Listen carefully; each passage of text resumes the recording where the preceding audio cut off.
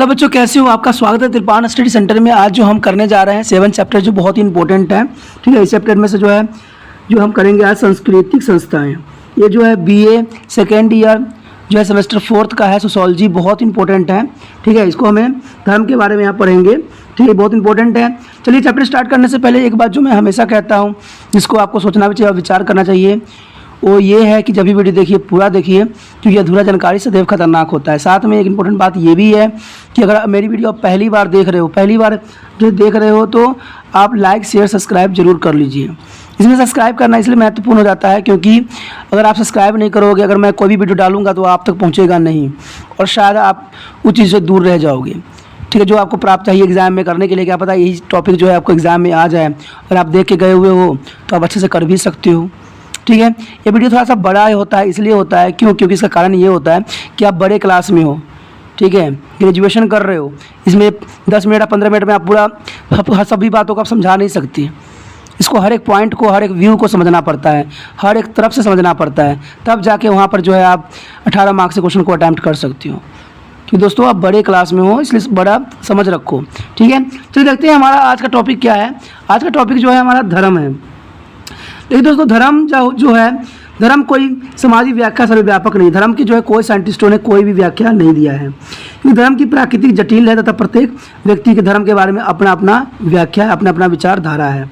कोई धार्मिक व्यक्ति धर्म को कुछ ऐसे मतलब का वर्णन करेगा जो औरों से मंजूर नहीं होती है। इसलिए धर्म के प्रति कुछ बोलना भी क्यों भी करते संप्रदाय दंगा का कारण बन जाती है। इस बात पर सभी ही एक मत है, धर्म यह हर जगह पर होती है। देखिए धर्म जो है हर क्षेत्र में है, हर जगह पर है, पर यह क्या है इसके बारे में सभी का भिन्न भिन्न मत है।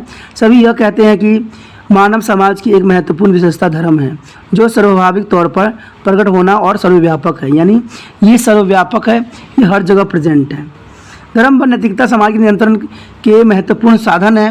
धर्म एक सर्वव्यापक संस्था है। देखिए धर्म जो है हमें सही नैतिकता को नियंत्रण करते हैं, जो इतिहास के हर काल में मौजूद रही है।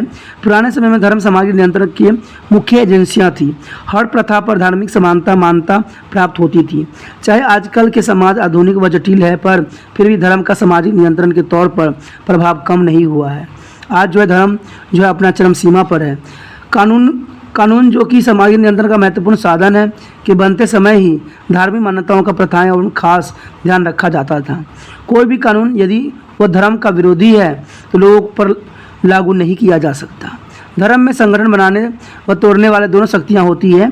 एक और तो वह जो भिन्न भिन्न धर्मों को जोड़ता है, और दूसरी ओर वो जो विभिन्न भिन्न धर्मों के अंतर भी पैदा करती है।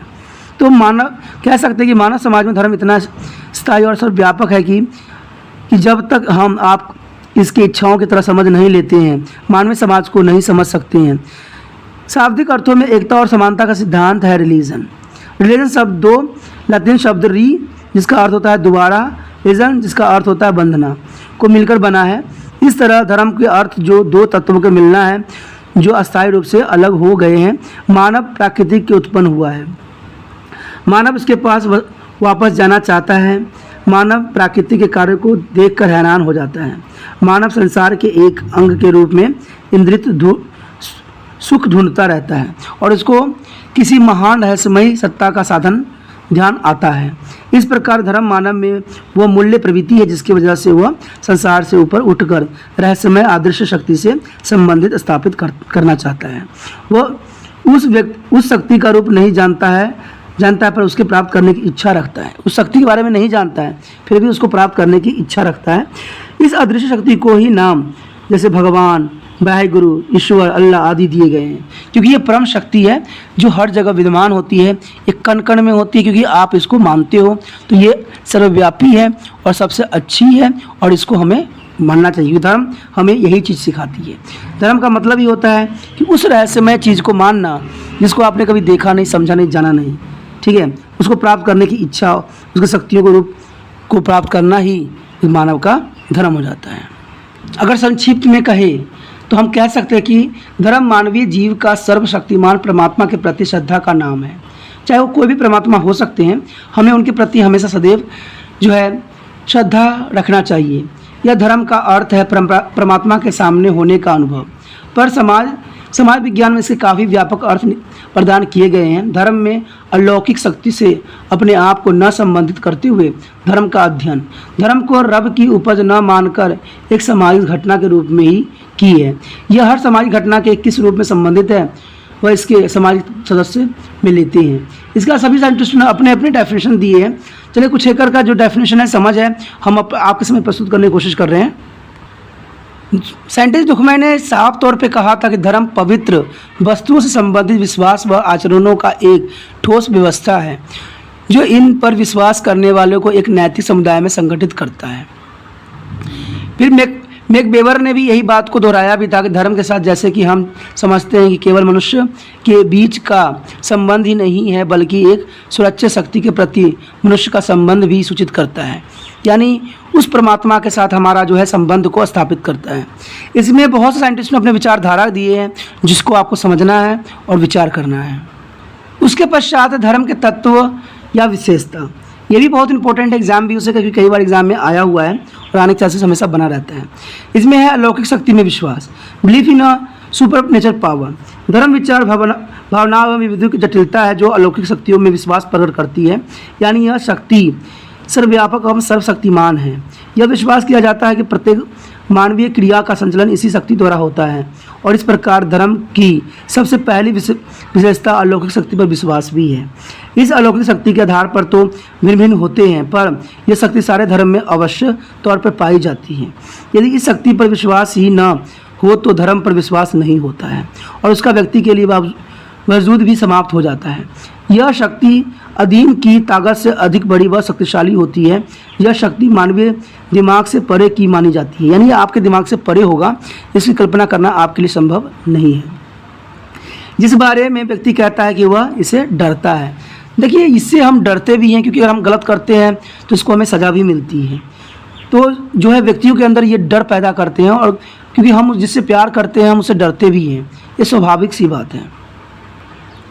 उसके पश्चात है इसमें संस्कार। धार्मिक रीति धर्म का निर्धारित क्रिया है। यह अपने आप में पवित्र व पवित्रता के प्रतीक भी है। उदाहरण के तौर पर हिंदू धर्म के अनुसार कई तरह के व्रत व तीर्थ यात्रा धार्मिक संस्कार है। एक धर्म के परोपकारों को धार्मिक संस्कार का सूत्र में मानते हैं जबकि दूसरे धर्म के परोपकार को वह खुद से भिन्न समझते हैं। यानी धर्म जो है हमें कुछ धार्मिक संस्कारों और बंधनों में बांधती है, ठीक है। अगर ये ना रहे तो हम धार्मिक कर्मकांड ही ना करें। उसके बाद धार्मिक कार्य की विविधता, रिलीजन ऑफ एक्ट। प्रत्येक धर्म की एक महत्वपूर्ण विशेषता उसकी विभिन्न धार्मिक गतिविधियाँ हैं। इन कार्य विधियों द्वारा मानव विषय अलौकिक शक्तियों को खुश करने की कोशिश करता है और उन्हें सिर चढ़कर इन शक्तियों में अपना विश्वास प्रकट करता है। यानी हर तरह से जो है अपना आस्था जो है जो परम शक्तिशाली है उन पर हमें विश्वास प्रकट कराता है। यह कार्य विविधताओं के दो प्रकार हैं। पहली वह क्रिया जिसके पूरा करने के लिए विशेष धार्मिक ज्ञान की आवश्यकता होती है। आम आदमी यह काम नहीं कर सकता है। इसके प्रत्येक जो है धर्म में धार्मिक पंडितों द्वारा पूरा कराया जाता है। दूसरा जो साधारण धार्मिक क्रियाएं हैं जैसे प्रार्थना करना, तीर्थ यात्रा आदि, जिसका साधारण व्यक्ति आसान तरीके से पूरा कर लेता है। पर प्रत्येक धर्म में यह विश्वास प्रचलित है कि धार्मिक कार्यों को पूरा करने की ही व्यक्ति दैवीय शक्ति को खुश रख सकता है। यानी आप धार्मिक कार्य करके ही जो दैवीय शक्ति है उसको आप खुश कर सकते हो। धार्मिक प्रतीक का चिन्ह। प्रत्येक धर्म में अलौकिक शक्ति को दर्शाने के लिए कुछ चिन्ह व प्रतीकों का प्रयोग किया गया। जैसे हिंदू धर्म में मूर्ति को दिव्य शक्ति के रूप में पूजा जाता है। प्रत्येक धर्म के साथ अलौकिक शक्ति संबंधी कई तरह की कहानियाँ जुड़ी हुई होती है। लोगों को यह विश्वास होता है कि वह अलौकिक कथाओं के विश्वास करके भगवान को खुश कर सकता है। तो सबके अपने अपने विचारधारा है इसमें, लेकिन धर्म जो है हमें अच्छी बातें सिखाती है, हमें कभी गलत रास्तों पर जाना नहीं सिखाती है। उसके बाद है आपका धार्मिक परिस्थिति। किसी भी धर्म के सभी परोपकार के धार्मिक समूहों में परिस्थिति सामान्य नहीं होती है। प्रत्येक धर्म में रुतबे की व्यवस्था मिलती है। उच्च पद्धति पर लोग होते हैं जो कि धार्मिक क्रियाओं को पूरा करने में माहिर होते हैं। इन्हें दूसरे व्यक्तियों की तुलना में पवित्र समझा जाता है, जैसे कि पुरोहित व पंडित। दूसरी जगह पर वो लोग जाते हैं जिन्हें अपने धार्मिक प्रतिनिधित्व व सिद्धांतों का पूरा विश्वास होता है। सबसे नीचे वह व्यक्ति आते हैं जिन्हें पवित्र नहीं माना जाता है। वह धर्म द्वारा अपवित्र करार दिए काम करते हैं, यानी जो काम उनको नहीं करना चाहिए वो काम करवाते हैं। अनेकों धर्मों में इस श्रेणी पर कई प्रकार के प्रतिबंध भी लगा दिए गए हैं, लेकिन फिर भी ये होता है। उसके बाद है धार्मिक ग्रंथ। रिलीजन बुक प्रत्येक धर्म का एक प्रमुख लक्ष्य रहा है, उससे संबंधित ग्रंथ या पुस्तकें हैं। हर एक धर्म में संबंधित कुछ धार्मिक लोग धार्मिक ग्रंथ लिखते हैं तथा प्रत्येक धर्म की कुछ कथाएं कहानियां होती हैं जिनका वर्णन उन ग्रंथों में होता है। जैसे कि हिंदू ग्रंथ में रामायण, महाभारत, गीता, चार वेद, मनुस्मृति, उपनिषद आदि होते हैं। उसी प्रकार मुसलमान में कुरान, सिख में गुरु ग्रंथ साहिब, ईसाई में बाइबल। तो सभी धर्मों में जो है ग्रंथ का अपना एक विशेष महत्व रहता है, उनकी पवित्रता रहती है। उसके बाद है पवित्रता की धारणा। धर्म से संबंधित सभी चीज़ों को पवित्र समझा जाता है। व्यक्ति जिस धर्म से संबंधित होता है उस धर्म की प्रत्येक वस्तुओं उसके लिए पवित्र होती है। हम कह सकते हैं कि धर्म पवित्र वस्तुओं से संबंधित ऐसी व्यवस्था है जो नैतिक तौर पर समुदाय को इकट्ठा करती है। धर्म ऐसा चीज़ है, धर्म एक ऐसा पवित्र संस्था है जहाँ पर जो है इंसान एक दूसरे से इकट्ठा होते हैं, आपस में बातचीत करते हैं और अपने विचारों से अवगत होते हैं। तो धर्म एक पवित्र धारणा है जिसमें हर एक व्यक्ति साथ मिलकर अपने अनुयायी को याद करते हैं, उनसे प्रार्थना करते हैं कि शांति में जीवन जीने का वो आशीर्वाद दे। उसके पश्चात है कर्मकांड। कर्मकांड वह क्रिया होती है जिनकी मदद से अलौकिक शक्ति में विश्वास प्रकट किया जाता है। यानी आप कोई कार्य करते हो जिससे आपको उस शक्ति के प्रति अपना आभार व्यक्त करते हो। ये अनुष्ठान सभी धर्मों में होते हैं। ये धार्मिक अनुष्ठान अपने आप में पवित्र होते हैं, किसी पवित्र वस्तु को स्पष्ट भी करते हैं। जैसे हिंदुओं में व्रत रखना, कथाएं पढ़नी, यज्ञ करने अनुष्ठान का ही रूप है। इस कारण सभी समूहों में एकीकरण की भावना पैदा होती है और परंपराओं को स्थानीय बनाने की कोशिश भी की जाती है। आपने देखा होगा कभी मैच हम नहीं जीतते हैं या बड़े अच्छे मैच होने वाले होते हैं तो हम यज्ञ जैसे जो अनुष्ठान करते हैं। इससे ये होता है हमारे मन को शांति मिलता है, हम ईश्वर से आशीष मांगते हैं कि हम जिस लक्ष्य को आगे जा रहे हैं वो हमें आसानी से प्राप्त हो जाए। तो इसलिए हम क्या करते हैं, कोई कर्म कांड करते हैं, कोई अनुष्ठान करते हैं। उसके बाद है हमारा धार्मिक सामग्री। प्रत्येक धर्म के संबंधी कुछ धार्मिक सामग्री होते हैं जो कि धर्म का मौलिक लक्षण भी है। प्रत्येक धर्म में कुछ प्रत्येक क्रियाएं होती हैं तथा उन क्रियाओं के संचालन के लिए अलग अलग चीज़ों का जरूरत पड़ती है। जैसे यदि बिंदु यज्ञ करता है तो उसके लिए बिंदु का यज्ञ कराता है तो उसके लिए वो डाक की लकड़ी, चावल, घी, हवन सामग्री, धूप, मौली इत्यादि जरूरत होती है। इसी प्रकार हिंदू मंदिर में वह घरों में दिया या धूप जलाते हैं, मुसलमान समाधियों पर चिराग जलाते हैं, ईसाई गिरजाघरों में मोमबत्ती जलाते हैं।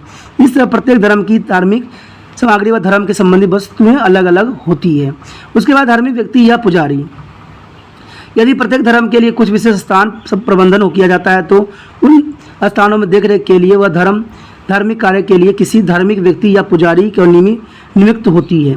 उदाहरण के तौर पर मंदिर में पुजारी होते हैं, मस्जिद में काजी होते हैं, गिरजाघर में पादरी होते हैं, गुरुद्वारे में ग्रंथी होते हैं जो धर्म के साथ संबंधी क्रियाएं कराते हैं और उनके ही मार्गदर्शन पर लोग भी अनुसरण करते हैं और चलते भी हैं। यानी हम कह सकते हैं कि धर्म और कुछ नहीं, एक अलौकिक शक्ति में विश्वास है और इसका प्रकटवाद हम उस अलौकिक शक्ति के प्रति प्रार्थना करते हैं या भक्ति करके कर सकते हैं। धर्म सर्वव्यापक होता है, चाहे दुनिया में अलग धर्म है, उनकी मान्यता भी भिन्न भिन्न होती है, उसके विश्वास भिन्न है, पर एक बात वह सारे ही एक मत है। वो यह बात है कि किसी से नफरत न करे बल्कि प्यार करे। ये हर धर्म में हर जगह ये विस्तृत रूप से बताई गई है। आज जो है धर्म हमें अच्छे बात बताती है, बुराई की तरफ कभी नहीं ले जाती है, क्योंकि आप जिस ईश्वर को मानते हो, जिसको समझते हो, वो कभी हमें गलत रास्ते पर जाने दे ही नहीं सकता, क्योंकि गलत चीज़ें सदैव गलत ही होती है। उसके पश्चात है धर्म के क्या कार्य हैं, धर्म के मुख्य कार्य क्या हैं। तो धर्म के मुख्य कार्य क्या होते हैं? देखिए, सबसे पहली बात तो यही आता है कि आरंभ में धर्म एक इस तरह का माध्यम था जिसकी सहायता से अलौकिक शक्ति खुश करने की कोशिश की जाती थी तथा इस बात पर कोई भी ध्यान नहीं देता था कि अच्छे कार्य से ही वह खुश होंगे। धीरे धीरे पूर्वजों की आत्मा से गुस्से की भांति वह उन्हें खुश करने की इच्छा लोगों का रीति रिवाज व समाज की नैतिकता बन गई। धर्म ने समाजी जीवन पर बहुत गहरा प्रभाव डाला है। जीवन का कोई भी ऐसा पक्ष नहीं है जिस पर धर्म में प्रभाव न डाला हो। यहाँ तक कि धर्म में हमें दान देने, समाज सेवा करने के लिए भी कहता है। वह किसी अलौकिक शक्ति को डर से हम वह सब कुछ करते हैं जो धर्म हमें कहता है। हम धर्म के प्रति पूरी तरह से समर्पित होते हैं। इसके साथ साथ धर्म भी कुछ महत्वपूर्ण काम कराता है। वो काम इस प्रकार से वर्णन किया गया है। पहला तो यही आ जाता है कि सामाजिक संगठन को स्थिरता प्रदान करता है। देखिए, जो धर्म होता है, सामाजिक संगठन जितने भी बनाए गए हैं उनको स्थिरता प्रदान करता है। समाज को स्थिरता प्रदान करने में और सामाजिक संगठन को बनाए रखने में धर्म एक महत्वपूर्ण हाथ होते हैं। एक धर्म में लाखों व्यक्ति होते हैं जिनके विचार व विश्वास साझे होते हैं, क्योंकि एक धर्म में बहुत से व्यक्ति होते हैं और सबके अपने अपने विचारधारा होते हैं। साझे विश्वास प्रतिमान व्यवहार के प्रतीक कम से कम उस धार्मिक समूह को एक कर देते हैं, यानी सबके सब एक ही विचार से अपने आप को चलाते हैं। उस समूह में एकता बन जाती है, यानी उस धर्म में जो होती है एकता बनी रहती है। इस प्रकार भिन्न भिन्न समूह में एकता का सामाजिक संगठन दृढ़ व मजबूत हो जाता है। प्रत्येक धर्म अपने अपने धर्म के लोगों को दान देने, दया करने, सहयोग देने के लिए कहते हैं, जिस कारण समाज में मजबूती व स्थिरता बनी रहती है। इस तरह धर्म लोगों को अस्थिरता को बचाता है और समाज को स्थिरता प्रदान करती है। यानी धर्म जो है एक बहुत ही मजबूत संस्था है, जहाँ पर लोग एकता के साथ उनके भाईचारों को भी प्रबल करती है। लेकिन यही भाईचारा प्रत्येक व्यक्ति के साथ होना चाहिए, प्रत्येक धर्म के साथ होना चाहिए, क्योंकि धर्म जो होती है हमें, अब देखिए कोई धर्म इतने लाखों लोग मानते हैं तो उनमें कुछ तो बात होगी ना, इसलिए हमें धर्म को सदैव सम्मान करना चाहिए और उनके सामने सदैव अपना सर झुकाना ही चाहिए, क्योंकि वो सदैव हमसे परे हैं और सर्वव्यापी है। उसके पश्चात आता है सामाजिक जीवन को निश्चित रूप देना। कोई भी धर्म रीति रिवाज रूढ़ियों का समूह होता है। ये रीति रिवाज व रूढ़ियाँ संस्कृति का ही भाग होते हैं। इस तरह धर्म के कारण सामाजिक वातावरण और संस्कृति में संतुलन बन जाता है। अगर धर्म न रहे तो जो है वातावरण में संतुलित साथ बनना संभव नहीं है। इस संतुलन के कारण सामाजिक जीवन को निश्चित रूप से मिल जाता है। धर्म कारण लोग रीति रिवाज का रूढ़ियों का आदर करते हैं और अन्य लोगों से संतुलन बनाकर चलते हैं। इस तरह के संतुलन से ही सामाजिक जीवन सही ढंग से चलता रहता है। वह यह सब धर्म के कारण ही हो पाता है। धर्म जो है हमें अच्छे रास्ते और सादगी को सिखाता है। पारिवारिक जीवन की संगठितता करना। भिन्न भिन्न धर्मों में विवाह धार्मिक परंपराओं के अनुसार ही होता है। धार्मिक परंपराओं द्वारा परिवार स्थायी बन जाता है व उनका संगठन जीवन आदि मजबूत होता है। प्रत्येक धर्म परिवार के भिन्न भिन्न सदस्य के कर्तव्य व अधिकार को निश्चित करता है। यह माता पिता बच्चों को बताता है कि उनके एक दूसरे के प्रति क्या कर्तव्य है। सारे परिवार में रहते हैं हुए एक दूसरे के प्रति अपने कर्तव्य का पालन भी करते हैं तथा एक दूसरे के परिवार चलाने के लिए सहयोग भी करते हैं। इस तरह परिवार के सभी सदस्यों में संतुलन बना रहता है। परिवार में किए जाने वाले आमतौर पर सभी काम धर्म द्वारा निश्चित किए जाते हैं। उदाहरण के तौर पर माता पिता के मरने के पश्चात उसके आग सबसे पहले बड़ा बेटा ही देता है। यही धर्म का ही द्वारा ही बताया गया जाता है। इस तरह संतुलन पैदा करने के लिए धर्म परिवार में स्थिरता व संगठन प्रदान करता है, जो संपूर्ण समाज के लिए अच्छा भी है और कर्तव्यनिष्ठ भी है। उसके बाद भेदभाव को दूर करता है। धर्म जो होती है हमें भेदभाव को दूर करती है। हमारे अंदर जो भेदभाव होती है उनको भी दूर करने में इसका बहुत महत्वपूर्ण योगदान होता है। दुनिया में बहुत सारे धर्म हैं, वो सभी धर्म ही एक दूसरे के साथ लड़ने का नहीं बल्कि एक दूसरे से प्यार से रहने का उपदेश देते हैं तथा ये भी कहते हैं कि वह आपसी भेदभाव को दूर करे। आपसी भेदभाव को दूर करने से समाज एकता बढ़ती है। इन धर्मों ने न केवल उन्हें चलाने वाले समाज के कई जातियों के लोगों को आगे बढ़ाया है, इसमें गुरु नानक देव जी, कबीर व अन्य कई महापुरुषों ने भी भेदभाव को दूर करने की उपदेश दिए थे। सिख धर्म में तो भेदभाव को दूर करने के लिए लंगर की प्रथा भी चलाई जा रही है, ठीक है, जहाँ सभी जाति और धर्म के लोग इकट्ठे मिलकर खाते हैं और इस तरह धर्म भेदभाव को दूर करने का उपदेश भी देते हैं। जब हमें धर्म ने इतना कुछ सिखा दिया है और इतनी अच्छी बातें लिखी हुई है, न जाने क्यों लोग जो होते हैं आपस में लड़ते हैं। हमें धर्म लड़ना नहीं सिखाती है, हमें एक दूसरे से प्रेम करना सिखाती है, क्योंकि धर्म को साथ में लेके चलना सबसे अच्छी बात है। अगर आपके मन पे ठोस पहुंचता है तो इसके लिए हमारे सरकार ने बहुत चीज़ों की व्यवस्था किया है, न्याय प्रणाली की व्यवस्था किया है। आप अपने धर्म के रिगार्डिंग उन पर अपील कर सकते हो, लेकिन किसी चीज़ के लड़ाई करना, झगड़ा करना ये कहीं तक उचित नहीं है, क्योंकि धर्म हमें कभी लड़ाई करना नहीं सिखाती है, प्रेम करना सिखाती है। उसके पश्चात है सामाजिक नियंत्रण रखना। धर्म सामाजिक नियंत्रण के प्रमुख साधनों में से एक है। धर्म के पीछे सभी समुदाय की अनुमति होती है। व्यक्ति पर न चाहते हुए धर्म जबरदस्ती प्रभाव डालता है तथा वह उसका प्रभाव भी महसूस करता है कि धर्म का उनके जीवन पर बहुत गहरा प्रभाव होता है। धर्म अपने सदस्य के जीवन को इस तरह नियंत्रित और निर्देशित करता है कि व्यक्ति को धर्म के आगे झुकना व उसका कहना मानना ही पड़ता है। धर्म अलौकिक शक्ति पर विश्वास है और लोग इस अलौकिक शक्ति के क्रोध से बचने के लिए कोई भी ऐसा काम नहीं करते हैं जो कि उनकी इच्छाओं के विरुद्ध हो। इस प्रकार लोगों के व्यवहार व क्रिया करके तरीके धर्म द्वारा नियंत्रित होते हैं। धर्म में पाप, पुण्य, पवित्र, अपवित्र जैसी धारणाएं होती है जो व्यक्तियों को धर्म के विरुद्ध काम करने से रोकती है। यह मानता है कि धर्म के विरुद्ध काम करना पाप है। जो व्यक्ति को नरक में लेकर जाता है वह धर्म के अनुसार काम करने वाले को स्वर्ग में जगह मिलती है। जो धर्म के साथ काम करते हैं उनको सदैव स्वर्ग मिलती है। इसी प्रकार दान देना, सहयोग करना, सहनशीलता दिखाना भी धर्म की सिखाता है। धर्म लोगों को गलत कार्य करने के विरुद्ध भी आदेश देता है। इस प्रकार धर्म समाज का एक नियंत्रण रखने का काम भी करता है। क्योंकि देखिए, जब आपको पता ही है कि जब भारत आज़ाद नहीं था, कई बार हमारे आंदोलन हुए लेकिन फिर भी भारत आज़ाद नहीं हुआ। लेकिन जब हिंदू, मुस्लिम, सिख, ईसाई, जैन सब एकत्र हो गए और अंग्रेज़ों के खिलाफ धावा बोल दिए तो अंग्रेज़ों को भी एहसास हो गया कि यहाँ से चले जाने में ही भलाई है, क्योंकि सारे जो हैं एक बंधन में, एक सूत्र में बंध गए हैं। इनसे जो है दो दो हाथ करना कहीं की समझदारी नहीं है। जब वो समझ गए तो हम लोग क्यों नहीं समझ सकते कि हमारी एकता में ही पूरे विश्व का हार है। अगर हम सभी धर्म मिल के एक हो जाएं तो हमारे देश पे कोई कब्जा क्या, इस पे एक नज़र भी नहीं देखने में डरेगा। तो हमारे अगर देश को मजबूत करना है तो हमें एक सूत्र में पिरोना पड़ेगा, हमें एक धागे में बंधना पड़ेगा, हमें एक माला के फूल अलग अलग बनने पड़ेंगे, तभी हमारा देश की जो है मजबूती और समाज जो होगा हमारा मजबूत होगा। आगे है समाज कल्याण। प्रत्येक धर्म अपने सदस्यों को समाज कल्याण के काम करने के लिए उत्साहित करता है। दुनिया के सभी धर्मों में दान देना पवित्र माना जाता है। लोग धर्मशालाएँ, अनाथाश्रय, अस्पताल, आश्रम तथा स्कूल को खुलवा कर वहाँ दान देकर उनकी मदद करते हैं, जो कि बहुत ही अच्छी बात भी है। आमतौर पर धर्म को मानने वाले लोग जैसे दवाई, कपड़े, भोजन आदि मुफ्त बांट रहे हैं, क्योंकि इनका काम ही परोपकार की भावना है। हमें धर्म परोपकार की भावना सिखाती है, युद्ध करना नहीं सिखाती है, क्योंकि इसमें अच्छी बात ही लिखी होती है। वो ऐसा इस कारण करते हैं क्योंकि धर्म में दान देना पुण्य माना जाता है और इस तरह धर्म समाज कल्याण के काम करने के लिए प्रेरित भी करता है। इसलिए धर्म जो है हमें अच्छी बात सिखाता है। आगे हमारा है व्यक्तियों का विकास, डेवलपमेंट ऑफ मैन। धर्म समाज का विकास करता है, उसकी एकता व सामाजिक संगठन का भी विकास करता है। व्यक्ति का विकास भी करता है।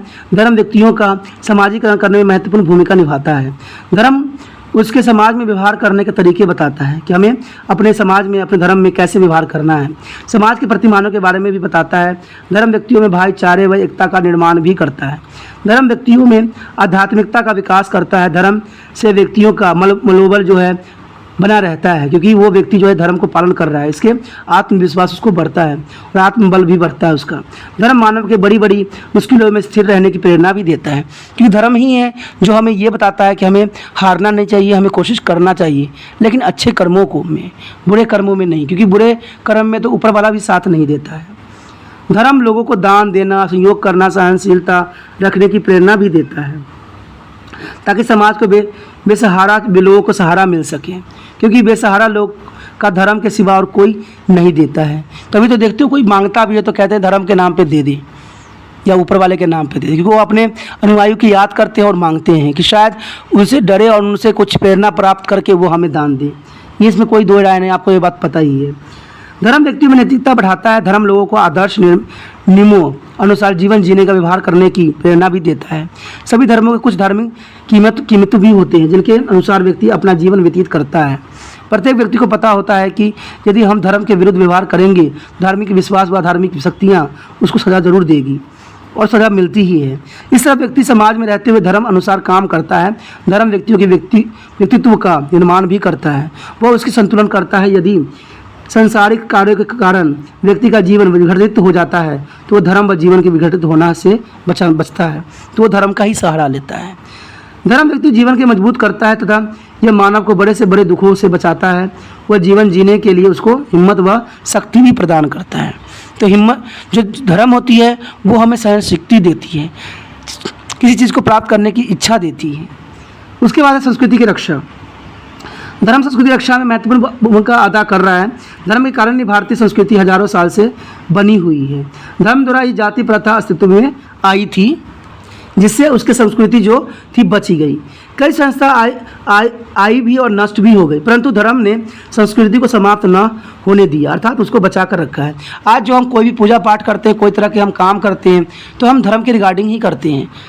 कोई भी इंसान कोई भी त्यौहार करता है तो वो धर्म कांड के रिगार्डिंग ही करता है। यानी धर्म हमें अच्छी चीज़ों को सिखाता है, अच्छी चीज़ें बताती है। उसके बाद भावनात्मक सुरक्षा। यदि कोई व्यक्ति अपना विकास करना चाहता है तो उसका अपने आप को भावनात्मक रूप से सुरक्षित महसूस कराना जरूरी है। व्यक्ति के जीवन में कई प्रकार की अनिश्चितता बनी रहती है, वह इस अनिश्चितता भरे माहौल में अपने आप को असुरक्षित महसूस करता है। ऐसे समय पर आकर धर्म व्यक्तियों की रक्षा करता है। वह उसके मानसिक सुरक्षा प्रदान करता है और धर्म व्यक्तियों को हालातों में असमंजस बनाने में मदद करता है। वह व्यक्तियों को भावनात्मक रूप से सुरक्षा प्रदान करता है ताकि वह किसी भी समय अपने आप को असुरक्षित महसूस न करे। यानी उसको भावनात्मक यानी उसको मानसिक संतुलन को भी काफ़ी स्ट्रॉन्ग करता है। उसके बाद है सामाजिकरण में मदद, हेल्पफुल और सोशलाइजेशन। धर्म व्यक्तियों को सामाजिक केंद्र कीमतों के अनुसार समाज में रहने के लिए तैयार भी करता है। धर्म के अंदर रहकर ही उसकी सामाजिकता विकास होती है। पुराने समय में जो जीवन से पहले 25 साल गुरुओं के आश्रम में रह कर धर्म अनुसार जीवन व्यतीत करना पड़ता था, जिससे उसका समाजीकरण हो जाता था। चाहे आजकल लोगों के जीवन में धर्म की महत्ता कम हो गई हो, पर फिर भी लोग अपने बच्चों को धर्म अनुसार चलने की शिक्षा भी देते हैं। वो बच्चों का जीवन धर्म के अनुसार ही चलने की कोशिश भी कराते हैं। इस प्रकार आज भी धर्म व्यक्तियों को जीवन बनाने में महत्वपूर्ण भूमिका अदा कर रहा है। यानी धर्म हमारे लिए इतने इम्पोर्टेंट है, लेकिन इम्पोर्टेंट के साथ इसको हमें अपना जीवन में ही लाना चाहिए। हमारा वास्तविकता में कुछ भी इसका नहीं प्रभाव है, क्योंकि आज जो लोग हैं धर्म के नाम पे बहुत गलत कर रहे हैं, जो सही भी नहीं है। उसके बाद हमारा क्या है दोस्तों, धर्म के दोष अथवा अकार्य। देखिए कुछ दोष तो रहेगा ही रहेगा, अगर धर्म है कुछ भी हो, सब में कुछ ना कुछ दोष रहती ही रहती है। धर्म सामाजिक उन्नति के रास्ते में रुकावट बनता है। धर्म प्राकृतिक से ही रूढ़िवादी होता है, वह परिवर्तन प्राकृतिक का नियम है, ये तो सबको मालूम है।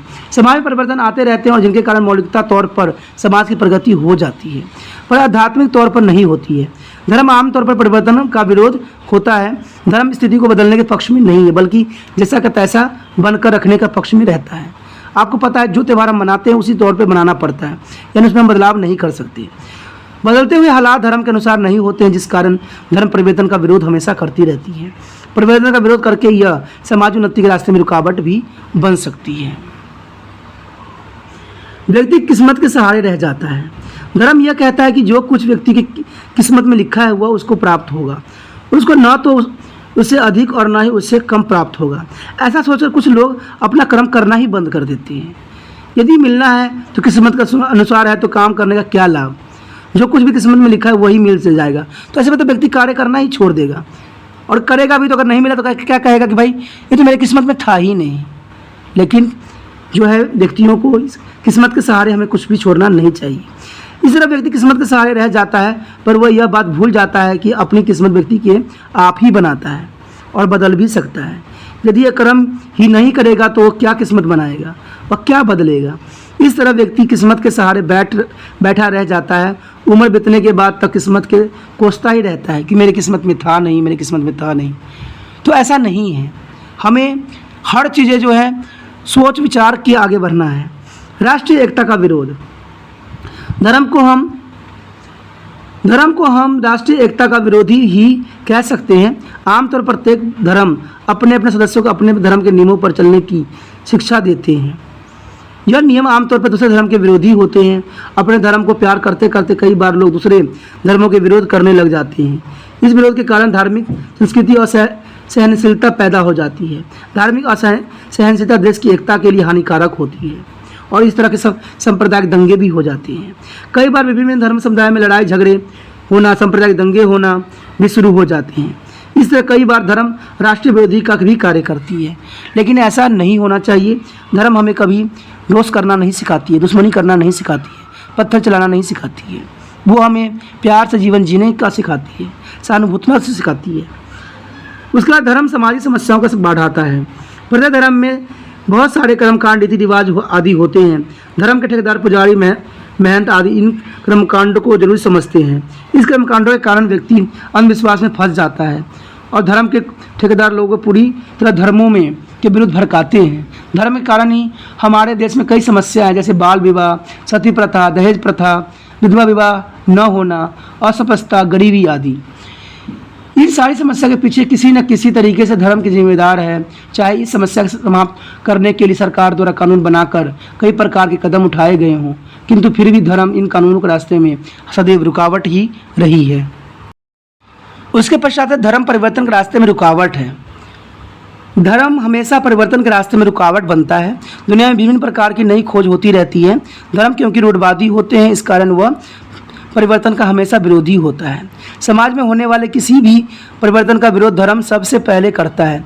उदाहरण के लिए जब सती प्रथा का विरोध हुआ तो 1829 ईस्वी में कानून बना था, तो सबसे पहले धर्म के ठेकेदार ने ही इसको धर्म के विरुद्ध कानून बताया था। और इस तरह समाज में भौतिक परिवर्तन होते रहते हैं जिनका धर्म सदा विरोध करता है। लेकिन हमें कभी भी कोई चीज़ बदलाव होती है तो पहले हमें जो है ज्ञान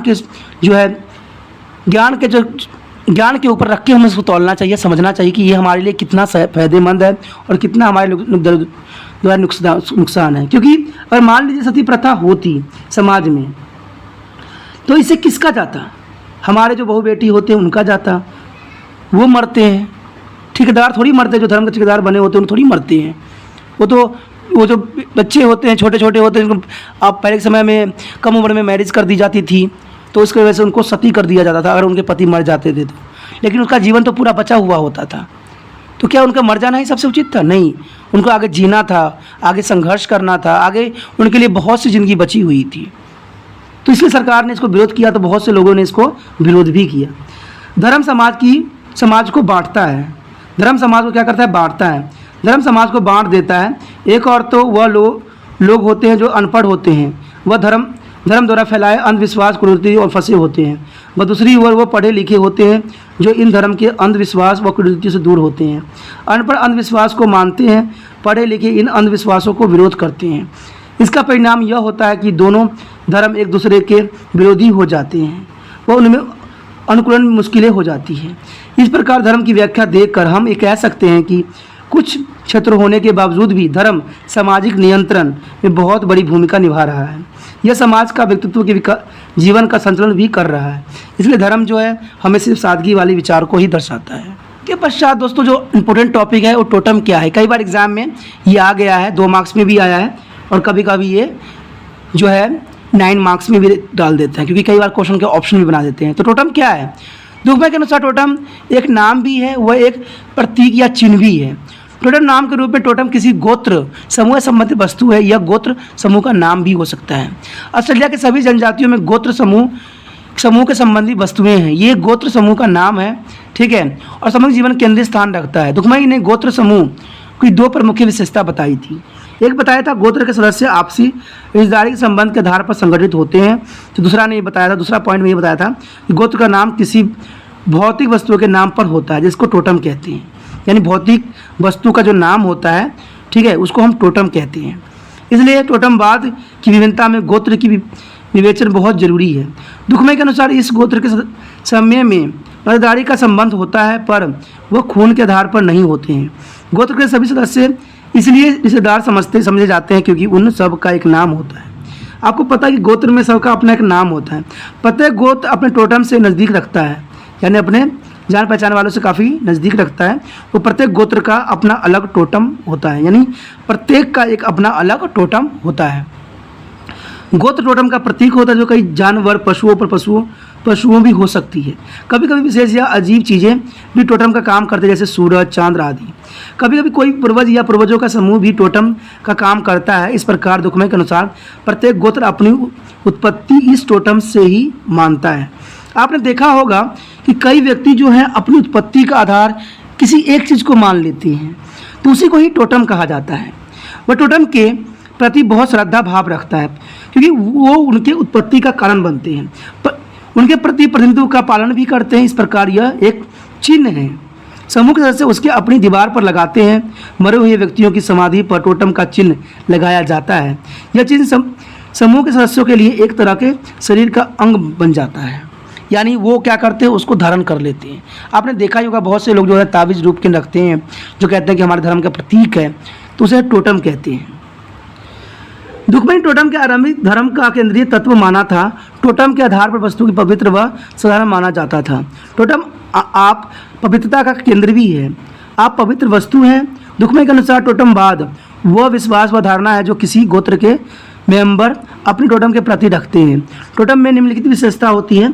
चलिए हम विशेषता को भी देख लेते हैं, क्या क्या विशेषता है इसके। टोटम के नाम के साथ गोत्र के साथ अपना गहरा पवित्र व अलौकिक संबंध मानते हैं। टोटम उस शक्ति का प्रतीक है जो समूह की रक्षा करती है, उसको अपवित्र से बचाने की चेतावनी भी देती है, वह होने वाली घटनाओं के विषय में संकेत भी करती है। गोत्र के सदस्य टोटम को अपना मूल पिता मानते हैं। टोटम के प्रति डर, श्रद्धा और शक्ति की भावना रखी जाती है। टोटम के खाना, मारना, नुकसान पहुंचाना प्रतिबंधित होता है, जिसके चित्र रखे जाते हैं। उसे संबंधित प्रत्येक वस्तु को पवित्र माना जाता है। टोटम के संबंध में जो चीज़ प्रतिबंधित होती है उसका सख्ती से पालन किया जाता है। टोटम का अंदर आदर भंग करने वाले को दंड भी दिया जाता है।